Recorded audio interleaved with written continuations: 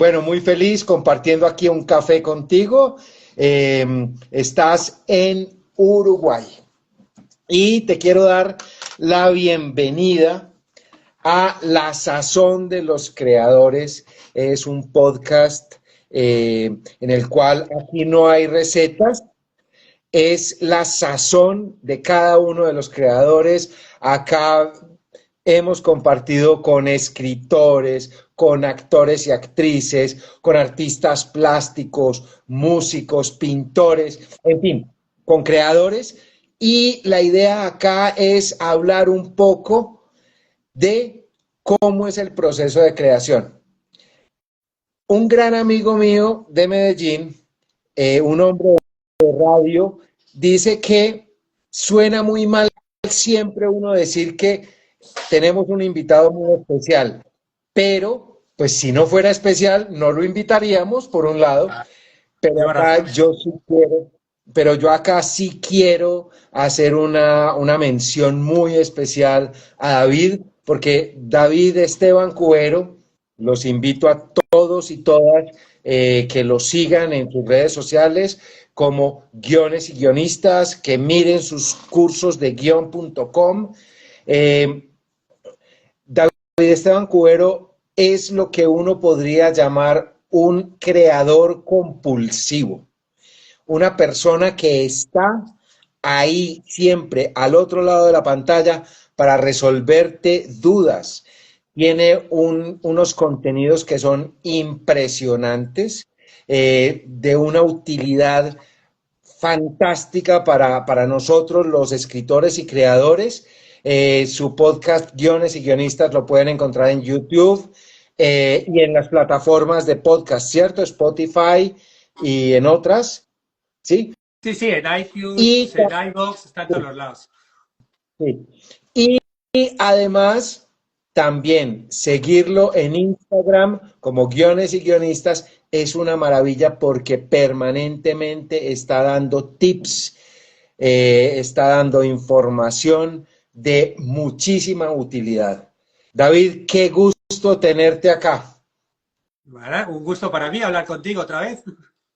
Ok, qué bueno, qué bueno. Bueno, lo primero siempre es una gran inquietud para mí.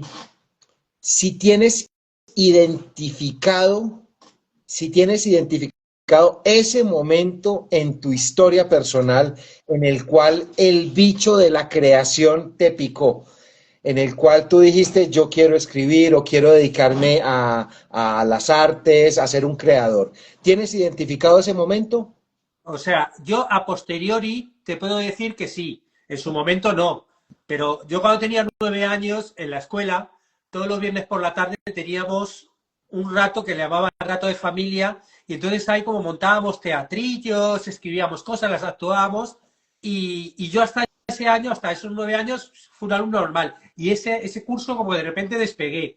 Entonces yo pensando luego con el tiempo, digo, yo creo que ese fue el momento donde de repente esa cosa de niño donde pues a uno se le da bien, pues yo qué sé, el fútbol o pintar o cualquier cosa, yo creo que ahí me di cuenta, no me di cuenta porque no, simplemente no seguí mi vida, pero viendo a posteriori yo creo que en ese momento se despertó en mí esa cosa como de crear, de imaginar, ¿no? Y que luego, pues bueno, cuando vas siguiendo la vida por ejemplo, tienes el momento importante que, pues cuando acabas de estudiar ya el instituto y tienes que tomar una decisión, si vas a estudiar a la universidad, qué estudiar, ahí sí que fue cuando tuve que tomar la decisión, ¿no? Cuando tuve que decir Bueno, qué estudiar, yo además estudiaba ciencias puras y cuando le dije a mi padre, dije, mira, papá, quiero estudiar esto de era imagen y sonido, una cosa muy rara. Mi padre me preguntó, ¿eso qué es? Y yo tampoco supe explicarle muy bien qué era, la verdad, porque te hablo de finales de los 80, o sea, que no era como ahora que tú dices un guionista y la gente más o menos puede saber. Y tampoco supe muy bien, pero bueno, al final me metí a estudiar eso y luego ya cuando acabé la carrera es cuando ya empecé a trabajar como ayudante guionista, guionista en televisión, en cine, teatro, ya a descubrirlo después. Pero no fue algo como de vocación, tengo claro que voy a escribir, quiero ser guionista, no. Simplemente me fui dejando por la vida y me llevó, ¿no? Luego, pues como dice Steve Jobs, pues claro, si te pones a unir los puntos a posteriori, sí que puedes ver momentos de tu vida, qué tal, pero yo, mientras lo vivía, nunca supe hacia dónde iba, la verdad. bueno, y ¿Cómo fue enfrentar a tu familia, a tu padre? Mencionas a tu padre como una persona importante en ese momento. De pronto él quería que estudiaras, no sé, medicina, ingeniería, derecho o algo, y tú le dices, no, imágenes o pues algo relacionado con el sector del audiovisual. Claro, sí, Él sí, aceptó. eso yo lo cuento, por ejemplo, en mi libro, en mi primer libro, el de ser guionista, aquí lo cuento, ¿no? Y realmente fue, o sea, mi padre es funcionario de correos, 40 años trabajando en lo mismo, con la mentalidad de funcionario, ¿no? Que el sueño de mi padre era que fuera funcionario y tener un trabajo fijo. Y yo creo que hasta hoy lo sigue soñando, ¿no? Tiene 90 años, pero bueno, todavía sigue ahí dando guerra y si le digo que mañana va a un funcionario, seguro que sería feliz, ¿no? Entonces él, claro, este mundo de nuestro mundo que vivimos, que es súper inestable, que haces cosas vocacionales, que ahora trabajo aquí, me va muy bien, gano mucho dinero, ahora no tengo dinero, o sea, que es lo más inestable que hay en este mundo, claro, mi padre no lo entiende y nunca lo quiso para mí, nunca lo quiso para mí, pero claro, mi padre tampoco tuvo, no es de estos padres castradores de tienes que ser abogado o tienes que ser tal, pues bueno, me dijo, vale, tú, yo qué sé, tú sabrás, ¿no? Y entonces empecé a trabajar, ¿no? Y sí que recuerdo un momento que yo un día viendo la televisión con mi padre cuando estudiaba la carrera, vimos un programa de televisión, nos pusimos a ver los títulos de crédito y me dijo, aquí siempre solo trabajan los hijos de... Dice, mira, fíjate, no sé qué, Rodríguez, ta, ta, ta. Empezaba a ver cómo se repetían los apellidos. Y entonces yo recuerdo decirle, papá, llevas razón. O sea, sí, a lo mejor de cada 4, 3 son hijos, pero hay uno que no. ¿Por qué yo no puedo ser ese?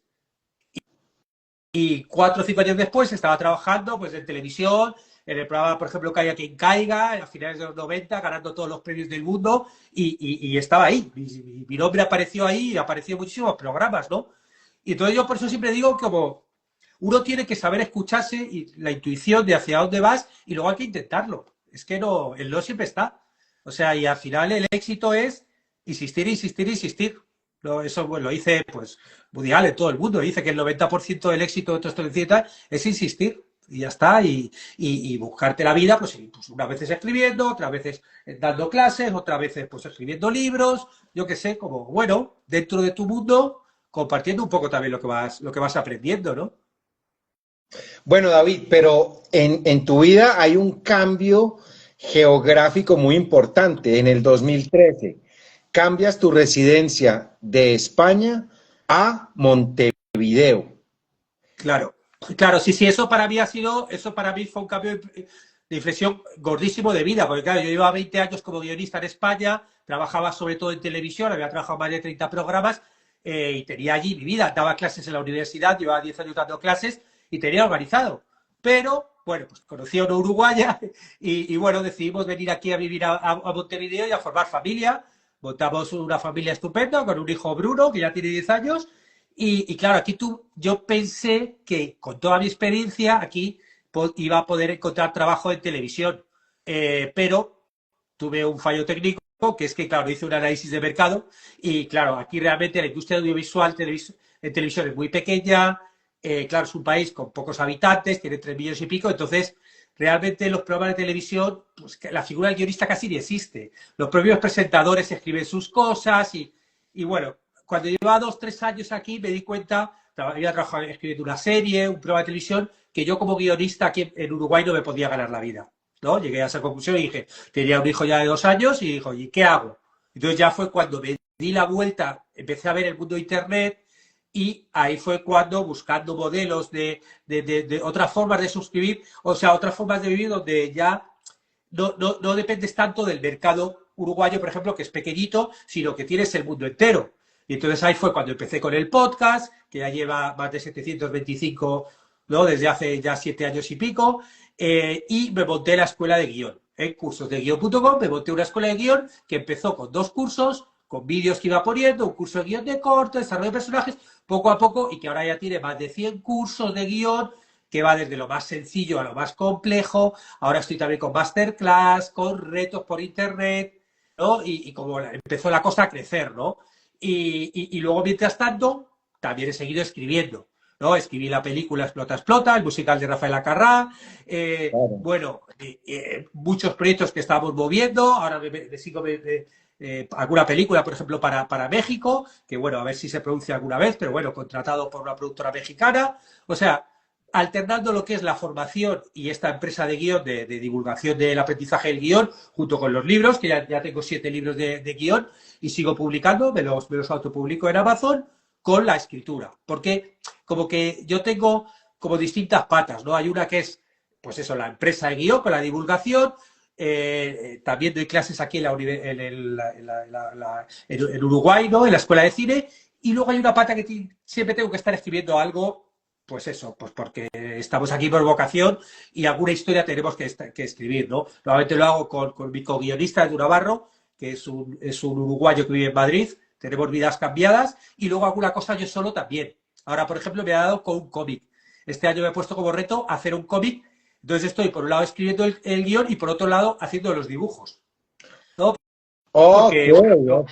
sí, sí, también cuando uno, tú lo sabes, ¿no? Porque también eres creador. Cuando eres creador siempre tienes que meterte en líos, o sea, en cosas que no sabes qué hacer.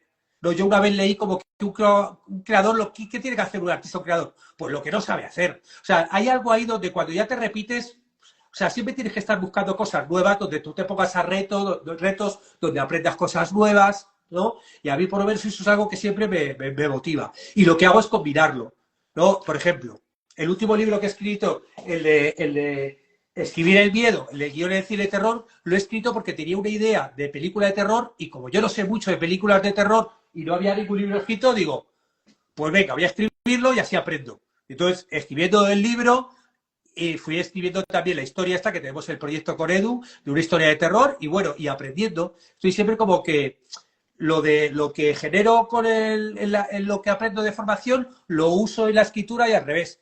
Las cosas que explico que hay que hacer, luego las uso yo en la escritura, ¿no?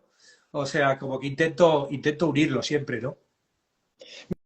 Mira, alguna vez me preguntaba Marta, que es mi pareja, que qué era lo que más me gustaba escribir a mí. Y yo le dije, espérate, yo lo pienso. Cuando me di cuenta de algo, y es que lo que más me gusta escribir a mí es de lo que nunca he escrito y no sé. ¿Por qué? Porque me facilita procesos de aprendizaje, investigación, ir a escarbar.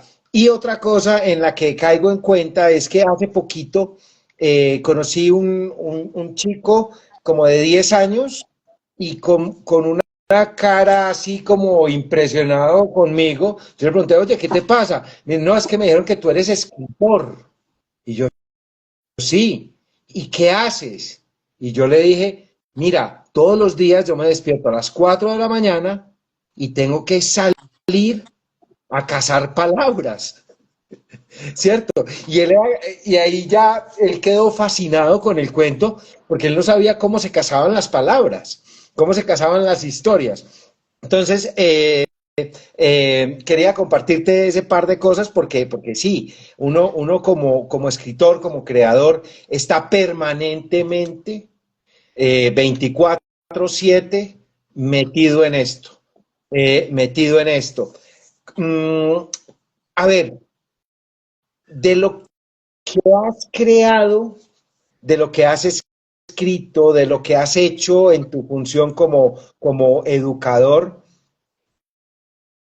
¿qué son esos proyectos que tú dices ha sido bien relevante? Esto es importante. Esto, pues, eso casi siempre uno lo identifica después de un tiempo. Pero, ¿qué dices tú? Esto es relevante, esto es importante. Bueno, importante, no sé. Yo he trabajado muchos años en televisión y la verdad es que cuando trabajábamos en programas de televisión, cuando tú estabas ahí haciéndolo, la gente se creía que era como súper importante, que estábamos como si fueras un médico haciendo cirugía. ¡Corre, quítame! Trabajabas ahí, era todo como muy, ¡buah! Como súper la bomba. Y en el fondo, lo que hacemos es entretenimiento. ¿Que luego el entretenimiento es importante o no? Yo creo que es importante, pero bueno, puede ser debatible. También en la época de la pandemia yo creo que todo el mundo se dio cuenta de lo importante que era, ¿no? Pues de repente la música, la poesía, la película. Cuando no podías salir de casa, dijeron, ¿qué hubiéramos hecho, ¿no? sin la música, sin las películas, sin las series, sin las cosas, ¿no? Ahí realmente se notó un poco su importancia, ¿no? Pero yo en general tampoco le doy mucha importancia. Yo haciendo programas de televisión sí que yo he tenido momentos a, como de plenitud. Momentos de plenitud que, claro, también hay gente que he visto desde fuera y dirá, este es tonto. Pero yo, por ejemplo, yo durante muchos años de mi vida me dediqué a trabajar en programas de supervivencia, de estos, de un reality show de supervivencia, ¿no? Y entonces, pues, hice uno en Amazonas, otro en Kenia, otro en las Islas Seychelles, en Panamá. Y claro, a nivel experiencial eso es alucinante. Porque normalmente el guionista, ¿cuál es el prototipo del guionista? ¿Estás en el despacho solito o estás en una productora con 3 amigos, ahí solo hay tal? Nada. Y yo, sin embargo, he podido tener la aventura de estar en el Amazonas 3 meses, en las Islas Seychelles, en sitios alucinantes, grabando programas de televisión, concursos de tal. Lo que pasa es que yo en general son programas que no veo como espectador, pero trabajar en estos programas fue alucinante.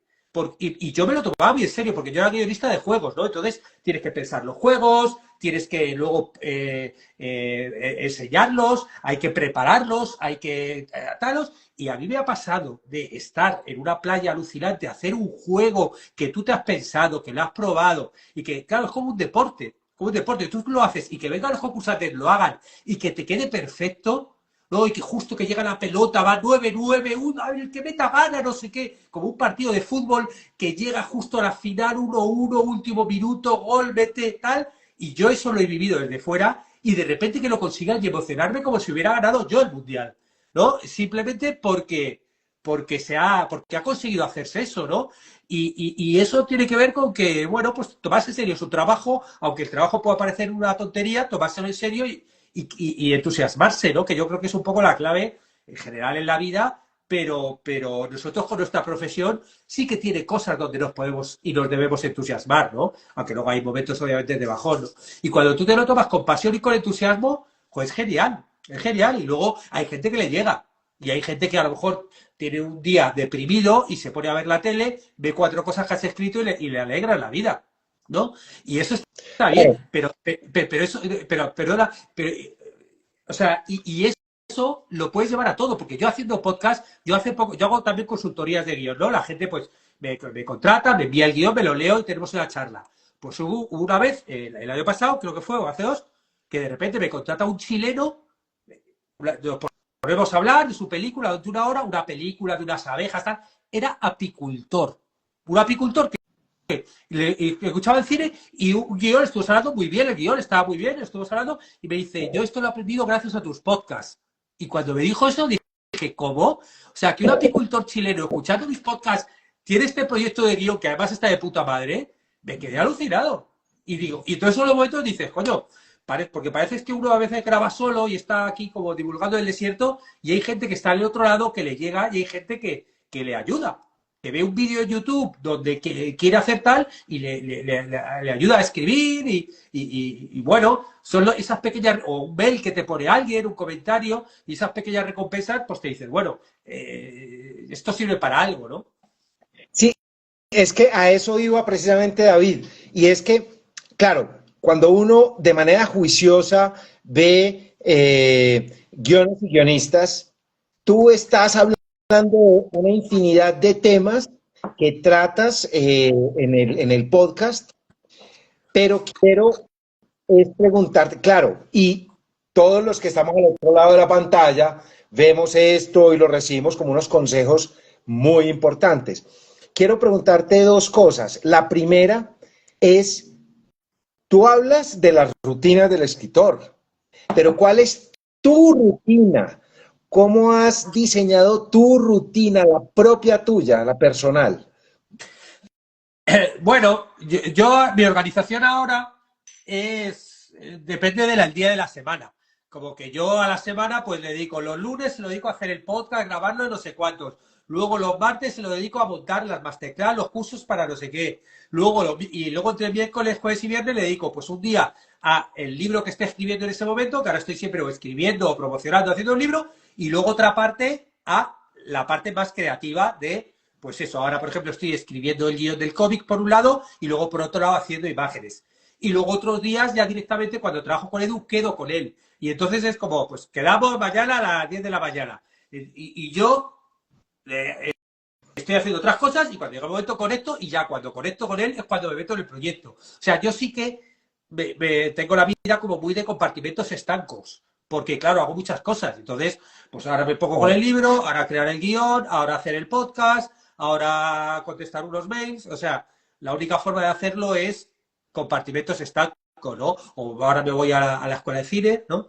Y lo que sí que hago y que aconsejo hacer siempre es que cuando empieces a escribir una historia, tú tienes que hacer como ponerte una especie como de antena parabólica para que ir captando todas las cosas, ¿no?, que puedes incorporar a esa historia. Y para eso tienes que estar en una especie de... Porque hay dos tipos de investigación, la activa y la pasiva. La activa es, voy a investigar sobre qué, pues te metes a buscar en Google, ChatGPT, libro, biblioteca, tal. Pero la pasiva es cuando tú tienes esa parte aquí, lo de tu cerebro, que tú estás en una historia y de repente llegas, ves por la calle un nombre escrito no sé qué y te viene una idea para el guión. O ves una foto en Instagram o en el autobús alguien dice algo y guau, y apuntas la idea porque te ayuda a contar esa historia, ¿no? Y claro, ahí está, ¿no? Tienes que estar como muy atento, muy como en esa especie como de inversión, ¿no? Y yo cuando me meto en una historia, me meto en inversión en esa historia y eso ya te dura toda, o sea, eso está permanente porque está como en el inconsciente, ¿no? Y en cualquier momento va saltando. Y entonces hay sus momentos de, ahora me siento y me pongo, pues voy a poner un par de horas a escribir esto, y luego hay momentos a lo largo de la vida donde saltan pequeñas cositas, pero porque estás tienes activado el modo de investigación pasiva, ¿no? Que está ahí el inconsciente trabajando. Y pero eso hay que ponerlo, si no aparece, ¿no? Claro, claro, claro. Bueno, y lo otro, también has hablado varias veces en Guiones y Guionistas, pero es un tema que a mí me interesa mucho compartir con nuestros colegas, porque yo digo que todos tenemos una serie de demonios que vienen y nos interrumpen la escritura, la creación, estar atento al medio ambiente. Entonces ahí vienen cosas como falta de motivación, procrastinación, o sea, muchos demonios. Cada quien los combate de manera diferente, pero quiero preguntarte tú específicamente cómo los combates, cómo te enfrentas a esos demonios. Sí, en general, claro, la gente me dice, joder, David, ¿cuántas cosas? ¿Cómo haces tantas cosas? Y realmente la única clave es hábitos. Crear una serie de hábitos, unos sistemas donde, pues ya sabes que todos los días, pues a tal hora te pones, o cuando yo he salido al colegio, o cuando tal, y que tienes que ir haciendo esto. Y yo funciono con hábitos. Ahora, una cosa que llevo desde el año pasado y que me funciona es me hago un control de hábitos. Tengo un Excel con los hábitos que tengo tal y voy poniendo crucecitas cuando lo hago. Y ese tipo de cosas, pues funciona. Ponerte deadlines, ¿no? Ponerte fechas. Yo ahora, por ejemplo, el año pasado, yo tengo un taller que ya llevo haciéndolo un par de años, de 3 meses, que se llama Bobby Draft, escribe tu película en 90 días, ¿no? Empecé uno en febrero, ahora en septiembre voy a hacer otro, o escribe tu serie en 90 días, ¿no? Son distintos, ¿no? Entonces la gente se apunta y yo todas las semanas pues les pongo un vídeo que es lo que tienen que hacer esa semana, un PDF con ejercicios y luego tenemos una conexión, pues como esta, 1 hora, 2 horas, donde hablan de los problemas, de sus historias, me preguntan dudas y yo les ayudo a hacerlo, ¿no? Y entonces, claro, he creado una metodología en 90 días para escribir un guión de largometraje, ¿no? Donde la primera semana tienes que hacer esto, segunda esta, ta. Bueno, pues yo el año pasado lo que hice fue, además de estar como tutor, me puse también como alumno para escribir un guión de largometraje. Y entonces, gracias a eso, toda la semana yo hacía lo que yo decía que tenía que hacer. Pero me puse, ¿Qué pasó? Pues que a los 90 días tenía un guión de largo escrito. Ya está. Entonces, ponerte ese tipo de retos de deadline ayuda.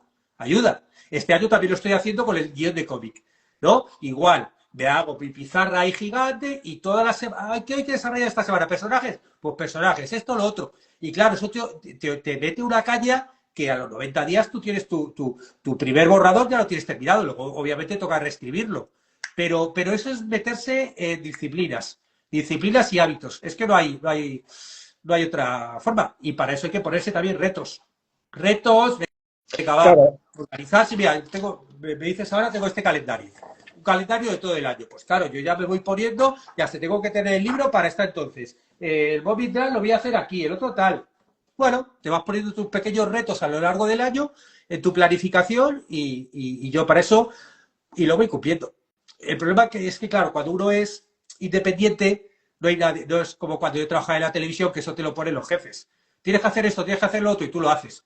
Yo entiendo lo que tú dices, que cuando tenemos toda la libertad del mundo es muy difícil, porque tú eres tu propio jefe y tienes que organizarte tú. Y es tan fácil distraerse con cosas que, no, no, y luego obviamente pues hay que el teléfono hay que tirarlo por ahí para trabajar, quitarte todas las notificaciones, encontrar tus momentos en casa donde no esté, porque es muy fácil decir, uy, me voy a atender. O sea, pero bueno, ese es el esfuerzo.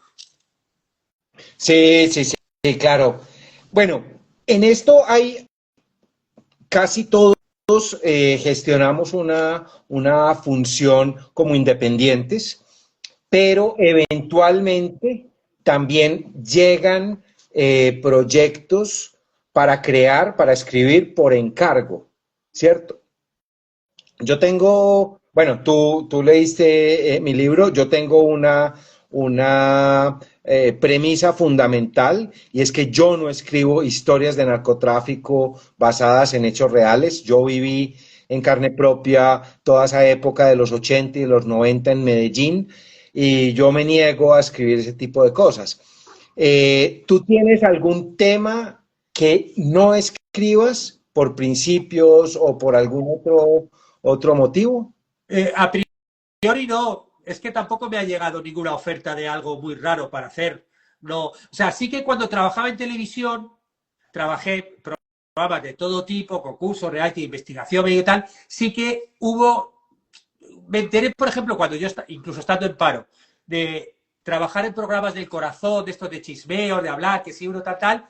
Aquí hay un puesto de trabajo tal y preferido llamar porque digo, no me gusta ese tipo de programas que están en la puerta del famoso esperando, no me gusta, digo, preferiría no trabajar ahí, ¿no? Eso cuando trabajaba en televisión.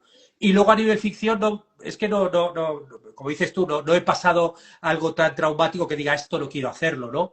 A priori no tengo ningún límite, a priori, ¿no? Sí que luego hay cosas que te das cuenta que hay temas que te interesan más, porque dices, te, se te ocurren ideas muy distintas, pero luego de repente empiezas a encontrar como ciertos nexos en historias que no tienen nada que ver y dices, ah, ¿será que hay algo ahí en ese tema que me interesa? ¿No? Hay cosas ahí, ¿no? Yo, por ejemplo, tengo, yo trabajé en supervivientes, como te decía. A mí el tema de la supervivencia como que me interesa. De repente escribí una obra de teatro sobre una historia basada en hechos reales de una persona en España que fue secuestrada por ETA y estuvo un año encerrado en un zulo, ¿no? Ahora, la historia que estoy escribiendo ahora, por ejemplo, es de unos terraplanistas que van por el mar porque quieren ir a la Antártida a demostrar que la Tierra es plana y hay un momento donde la balsa se va a caer tal y va a haber un niño va a tener que sobrevivir en mitad del mar. O sea, hay cosas ahí con el tema de la supervivencia como que me llama, que me sale de forma inconsciente, con historias que no tienen nada que ver, pero luego en el fondo, ahora analizando, digo, mira, hay algo ahí que, no sé, que me pasará con eso, pero como que me toca ahí algo, ¿no? Oh, es muy sencillo, es muy sencillo. Como escritores independientes, tenemos que echar mano de la supervivencia como sea. Entonces es un tema que es muy atractivo para nosotros. Sí, sí. Es Bueno, nuestro día a día. bueno, creo que nuestro primer contacto directo fue cuando tuve el gusto de ver acá en Bogotá la película Explota, Explota, y sabía que era escrita por ti, coescrita por ti, y fui y te mandé recuerdo muy bien, te mandé con mi amada Marta en el teatro con el cartel. ¿Esa es tu primera película No, que fue estrenada? no, es No. la segunda, la segunda. Es A la la segunda. La primera entre esquelas, esa también tiene un historión, porque esa es una película que, fíjate, empezamos a escribir a mediados de los 90, Mercedes Carrillo y yo, una amiga, en un concurso de guiones, nos presentamos y a los que ganaban, presentabas un tratamiento, una sinopsis y pasabas a tratamiento y al final los que ganaban te pagaban por hacer el guión. Entonces se hizo el guión, estuvo durante muchos años, durante 5 años ahí en el cajón de las productoras, lo movieron, nunca se hizo. Y de repente yo un día en una productora me crucé con un tipo, hola, ¿qué tal? Me dijo que estaba buscando guiones y dije, mira, yo tengo 2 o 3 guiones de largos. Se los envié y este le encantó. Entonces, que le encantó y entonces se puso a buscar el dinero para financiarlo, compró el guión a la productora que nos había pagado a nosotros y consiguió producir la película tipo 15 años después de que empezásemos a escribir, que tuvimos que reescribir porque había cambiado, vamos, había pesetas, o sea, era otro mundo, ¿no? Y No al había final se celulares. hizo en el año 2009, que de hecho luego se estrenó, tengo por aquí un par de premios, porque mira, este es del Festival de Málaga, que estuvo y en el Festival Oh. de Tal, que premio al mejor guión de Alba Nobel, guionista Nobel. O sea que, lo que pasa es que es una película súper independiente, se estrenó muy pocos cines, estuvo muy pocas semanas, o sea, todo lo contrario a, por ejemplo, Explota, Explota, que ya era un concepto de una película comercial, esa fue un encargo, porque, bueno, el director Nacho es el que ¿no? Fue con la idea a Mariela, la productora, consiguieron sacarlo adelante, y luego entre él y yo también lo escribimos, y bueno, será un producto como más comercial. Esta película era como muy independiente, se llama Entre Esquelas. Sabes que uno de mis principales deportes, uno de mis deportes favoritos es burlarme de mí. Entonces, con esa experiencia que tú tienes con tu primera película, también sucede con mi primera película. Cuando a mí me preguntan por ella, yo digo, no, no, no, eso es una película súper exclusiva, nadie la vio. Sí, Total, o sea, claro, premium. tenemos los problemas de los circuitos de distribución, los circuitos de los mercados, festivales que infortunadamente de pronto no logran darle a una película el alcance que uno quisiera. Pero bueno, y ya Pero, paso a... pero como guionistas también tenemos que aceptar que una vez que he escrito el guión y ya tal, eso ya no se escapa de nuestras manos. Luego ya tiene que ver con la producción, dirección, exhibición, y yo por lo menos intento no hacerme mala sangre porque no depende de ti. Entonces, pues bueno, pues nosotros hacer el mejor guión que podamos hacer y ya está. Es así. Yo Nosotros, fíjate, Explota, Explota, luego como se estrenó en plena pandemia, en la peor semana de la historia yo creo, de España, que se pueda estrenar de la guerra civil. O sea, para que te hagas la idea, la estrenaron a finales de septiembre de 2020, mis padres, se estrenó en Madrid, mis padres no pudieron ir a verla porque Madrid lo habían confinado por barrios. O sea, había barrios donde la gente no podía salir del barrio. Y mis padres no podían ir a ver la película. Imagínate qué momento para estrenar una película donde ni tus padres pueden ir a verla. O sea, y claro, obviamente pues no consiguió lo que se esperaba. O sea, estuvo en el Festival de San Sebastián, que yo me pillé un avión, digo, yo esto no me lo pierdo.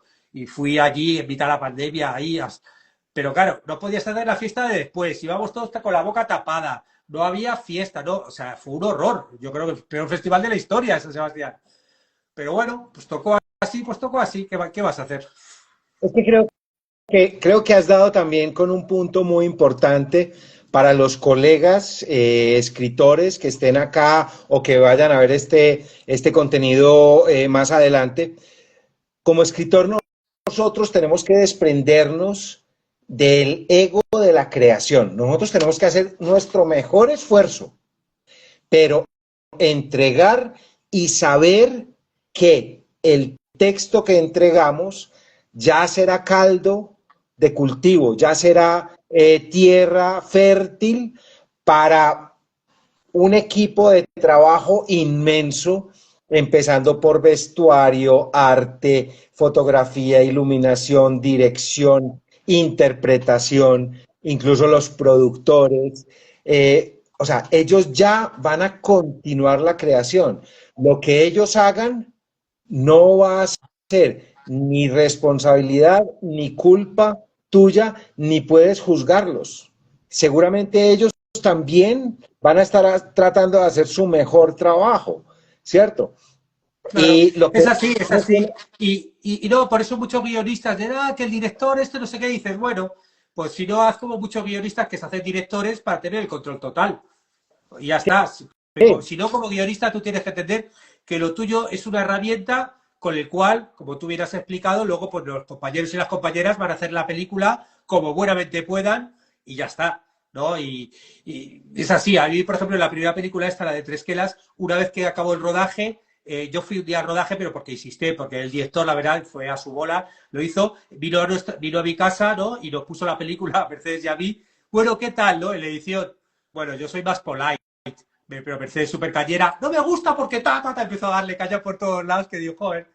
Pero bueno, pues chicos, él hizo la película que buenamente pudo, ¿no? Y ya está, ¿no? Y si no, pues mira, pues dirige tú. Ya está, es así. Que tampoco tiene que ser fácil dirigir, ¿no? Y tener la responsabilidad de todo eso, ¿no? Y sacar el proyecto adelante. Así es sencillo, así de sencillo. Y pues yo personalmente, yo sí digo, bueno, yo podría hacer muchas otras funciones dentro del audiovisual. He sido productor, pero no me interesa invertir mi energía creativa en algo diferente a escribir, a crear, ¿cierto? Para eso están los productores, para eso están los directores de fotografía, que ellos se dediquen a lo suyo. Yo busco cómo mi oficio, mi trabajo como escritor, lo voy mejorando, lo voy perfeccionando. ¿Sí? Sí. Bueno, a ver, David, esta esta pregunta siempre me gusta porque siempre ofrece unas alternativas buenísimas. Si tú tuvieras la oportunidad de sentarte en el DeLorean de Volver al Futuro para ir a una fecha a ver algo específico o a alguien específico para escribir de esa época o de ese personaje o de un hecho histórico, Hablar ¿a del pasado qué? o del futuro. Pues en el futuro sería fantástico uno ver el fin del mundo, que ya estamos como 4, 3, 2, 1. Pero no, pues el pasado. Del pasado. Pues no lo sé. O sea, no sé. No sé, eh, no sé si algo sí, me iría no sé, a alguien creativo, ¿no? Estar con alguien creativo. No sé, con algún pintor o con algún director, con algún poeta, ¿no? Estar escribiendo con alguien, imagínate, ¿no? Yo qué sé, ponerte a grabar una película con Billy Wilder, ¿no? Hay junto, ¿no? O estar, no, ya, estar en la, ya sé, ya está. Estar, por ejemplo, en la writer's room de yo qué sé, de alguna serie tipo ya sé. Estar en la writer's room de Lost, cuando crearon Lost, perdidos, desaparecidos, la serie. Estar en ese momento de creación de la serie. Va a ser una serie que yo vi hace 20 años y luego el año pasado la volví a ver, pero además la vi en mi casa. Con mi hijo de 10 años, volver a ver toda la serie entera, ver todos los viajes en el tiempo, para adelante, para atrás, y yo volver a una serie que me gustó mucho, incluso el final, y entonces volver a verla aquí en familia fue maravilloso. Fue maravilloso porque era ver a través de sus ojos toda la historia otra vez y luego yo recordarla 20 años después. Y esa sensación de me hubiera gustado estar en la writer's room con un inglés mejor que del que tengo, obviamente, para enterarme de algo, pero ahí me hubiera encantado. Formar parte de esa creación. Estamos muy conectados porque ese trío que fue creador de Lost, que es J.J. Abrams, Roberto Orci y Alex Kurtzman, son unos que en su momento eran Bad Robot, unos putos cracks, unos putos cracks. Si tú, a ver, ¿qué película, qué serie, pasando a Lost, has visto y dices, uy, me hubiera encantado crear esto? Esto es algo que me soñaba crear. O sea, mira, hubo una serie que vi en su momento que me encantó, que se llamaba Estudio 60, que es de Aaron Sorkin. Aaron Sorkin, que era una serie que era sobre cómo se rodaba un programa tipo Saturday Night Live. El protagonista Okay. era el que hacía de Chandler en Friends, ¿cómo se llama? Que murió hace poco. Sí. Bueno, pues este actor maravilloso, y él era jefe de guionistas y siempre cuando llegaba el viernes ese momento de grabar se ponía un traje de corbata. ¡Guau! No, impresionante. Y entonces, claro, toda la serie era sobre cómo se creaba ese programa. Y yo luego, años después, justo un poco tiempo después, hicieron una versión de Saturday Night Live en España, que compraron los derechos y tal, y yo trabajé ahí. Entonces pude vivir esa adrenalina que tienes cuando haces un programa que tienes que, en directo, cambiar los sketches, cambiar todo. Fue una auténtica locura trabajar ahí, pero volví a vivir esa serie, ¿no? Y realmente, claro, esas series donde te hablan de lo que tú estás acostumbrado a vivir, ahí me gustan, porque están hablando de cómo se hacen programas de televisión, que es algo que uno ha vivido, ¿no? Y bueno, ahí me hubiera... Esa serie me gustó mucho, ¿no? Y luego sí, ha habido muchas series, porque me ha gustado, pues yo qué sé, pues como todos, ¿no? Pues yo qué sé, Breaking Bad, pues estupenda, ¿no? ¿No? Sí. Eh, bueno, ¿y cuál, cuál es ese proyecto que tú sueñas hacer, que tú te sueñas crear una serie o una película o algo que tengas en tu cabeza? Bueno, en términos muy generales para no ir a hacer un spoiler o para que no cojan de pronto esa idea o ese concepto. ¿Te sueñas, tienes un proyecto soñado o que lo tienes ya escrito ahí O sea, en el yo, cajón? yo realmente los proyectos me pasa un poco, pues un poco lo que hablábamos al principio. O sea, el por qué escribes. O sea, hay gente que escribe porque tiene una historia y la quiere contar. Yo soy de los que descubren, de los que escriben para descubrir la historia. O sea, como que Ok, tienes una idea y dices, joder, yo quiero saber qué pasa aquí. Y entonces, pues me toca escribirlo. Y te metes, o sea, tienes obviamente un germen, una idea, y claro. dices, a ver qué va a pasar aquí, ¿no? Entonces, a mí lo que me pasa es que luego ya me meto en otra historia y ya me desenamoro del anterior, ¿no? Y entonces, por ejemplo, lo que te he contado de que estoy ahora metido, ¿no? El cómic este de los terraplanistas rumbo a la Antártida. Claro, se me ocurre la idea. Un grupo de terraplanistas, 5 o 6, que se meten en un barco que quieren llegar a la Antártida para demostrar que allí está el fin del mundo y que la Tierra es plana. Y entonces, claro, me viene la idea.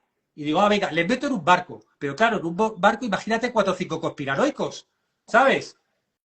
Pues va a pasar, que tal. Cuando empiezo a escribir digo, no sé qué va a pasar, pero a la Antártida no llegan ni de coña, ¿no? Ni de coña. Y entonces, Claro. claro, me meto en la historia a escribirla para descubrir qué pasa en todo esto y disfrutar, ¿no? Esa historia se me ocurre y cuando se me ocurre digo, pero digo, una película, o sea, con lo difícil que es sacar adelante una idea de una película y que la hagan y qué tal, digo, yo ya estoy cansado. Y el año pasado me pasó una cosa muy curiosa, que vino aquí a Montevideo, a Montevideo Comic, vino Paco Roca, que es un creador de cómic estupendo, de los más grandes que hay en España, se han hecho películas a partir de sus cómics, y venía junto con Javi, su editor, y yo conocí a Javi, entonces aquí los 4 días que estuvo Montevideo, pues yo fui a todas las charlas que hicieron y a tomar cervezas con ellos. Y me dio muchísima envidia, Paco, que el tipo se inventa las historias, hace el guión y luego se pinta. Y luego pinta, él además dibuja muy bien. Y entonces, claro, se tira un año escribiendo su historia. No es como nosotros, que tú escribes una historia y tienes que encontrar director, productor, alguien que encuentre medio millón, 1 millón, 2 millones para poder hacer la película. Y entonces eso a mí me hace que digo, ¿para qué voy a escribir? Si es que luego sé que lo otro no, es súper difícil que llegue a algo. Y entonces de repente tener el poder total de escribir la historia, pintarla y poder publicarla y que ahí esté la historia, me encantó. Y dije, me lo voy a poner, porque yo pintaba un poco, los sábados pinto un taller tipo, pues como prácticas, como afición, pinto, pero claro, pinto al óleo, pinto, pues yo qué sé, otras cosas. Nunca había hecho un cómic. Y entonces, como ponerme el reto de intentar contar la historia, escribirla y pintarla, eso es lo que me gustó y es donde estoy metido este año, además de todas las cosas, ¿no? Y esa es la historia que ahora me gustaría contar y que la voy a contar. Buenísimo. No sé cómo si alguien encontraré editor que me lo publique, pero de alguna forma conseguiré contarla. Ya conoces a Amazon, ya sabes cómo funciona por Amazon, entonces es sencillísimo. Incluso ayudas a la gente a que autopublique sus libros. Total. Sí, Eh, sí. bueno, si no fueras escritor y creador, ¿qué profesión formal, seria, te gustaría tener? O sea, yo realmente lo he pensado cuando tal, y claro, si no escribiera me gustaría algo de pintura, algo relativo, pero claro, es artístico, no te vale como respuesta. Es que claro, formación seria, pues, profesor, si te vale, yo soy profesor también, he dado clases en la universidad, ahí esa es seria, ahí parecía serio, pero no sé qué otra cosa podría ser, porque el mundo abogado no, yo qué sé, me gustaban las matemáticas, pero claro, me pongo a pensar, por ejemplo, tú decías lo de productor. O sea, yo cuando acabé de estudiar la carrera, trabajé en un corto de productor, me liaron para trabajar en jefe de producción, acabé el corto y dije, no vuelvo a trabajar en producción en mi vida, pero porque yo no valgo para eso. Entonces yo me he dado cuenta que yo no valgo para eso, tampoco para director. Dirigí una cosa, pero a mí dirigir me aburre. Me aburre los rodajes me aburren porque estar 4 horas iluminando para un plano y ahora no sé qué. Sí. Vale, muy bien, otra. O sea, me aburre. Yo con escribir las cosas, con pensar las cosas y escribirlas ya estoy feliz.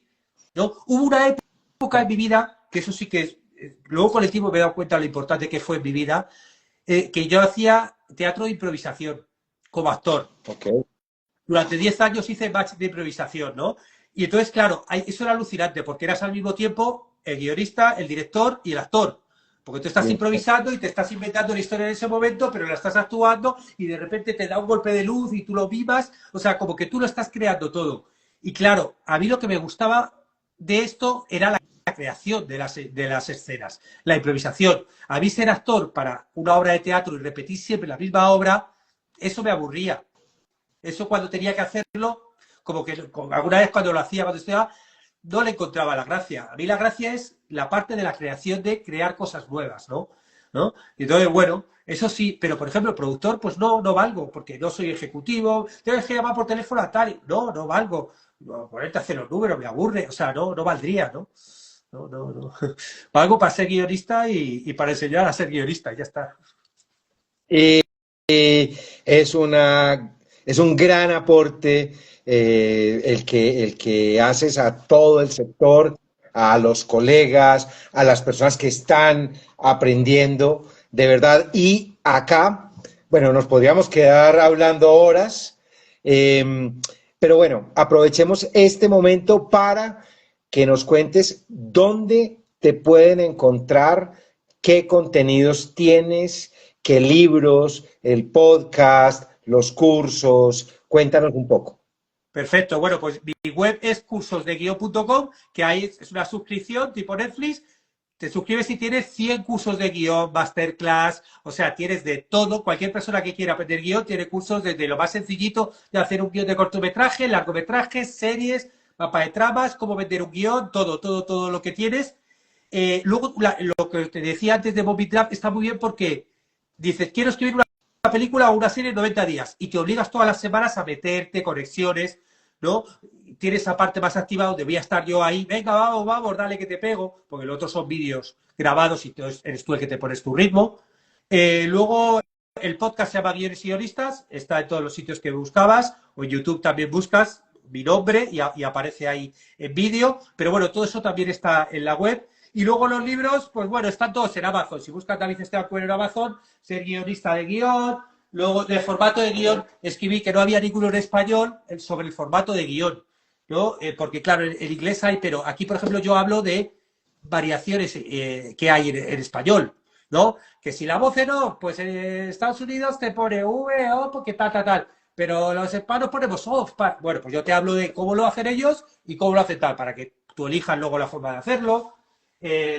Sobre el Final Draft, de la distopía del multiverso, subgéneros del siglo XXI. Bueno, que le echen un ojo en Amazon, que hay muchos libros y más que va a haber, porque no voy a parar. Aviso ya que no voy a parar. Estoy ya con el siguiente, que va sobre guión documental. No voy a parar. Muy Y bien. bueno, pues cualquier cosa que ponga David Esteban Cubero, por ahí aparecerá. Esteban, que es apellido, porque aquí en Uruguay tengo problemas, pues la gente se cree que me llamo David Cubero. Porque Esteban aquí es nombre, no apellido. Pero no, Esteban es apellido y hasta mi hijo lo tiene. Ok.